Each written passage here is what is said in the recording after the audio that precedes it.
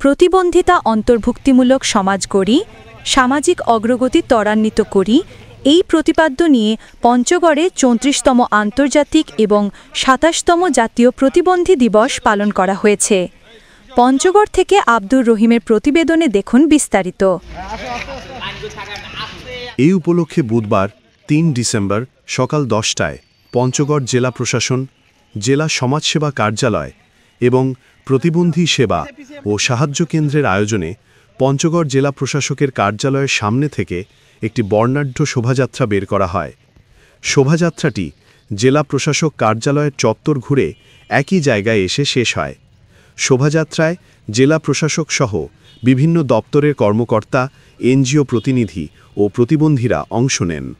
পরে জেলা প্রশাসক সম্মেলন কক্ষে আলোচনা সভা অনুষ্ঠিত হয়। পঞ্চগড় জেলা সমাজসেবা উপপরিচালক অনিরুদ্ধ কুমার রায়ের সভাপতিত্বে আলোচনা সভায় প্রধান অতিথি হিসেবে বক্তব্য রাখেন পঞ্চগড় জেলা প্রশাসক মোহাম্মদ কাজী সাইমুজামান, জেলা প্রতিবন্ধী কর্মকর্তা মোহাম্মদ শাহজাহান, দেশ উন্নয়ন সংস্থার পরিচালক মোহাম্মদ জহিরুল ইসলাম, প্রতিবন্ধীদের অভিভাবকরা।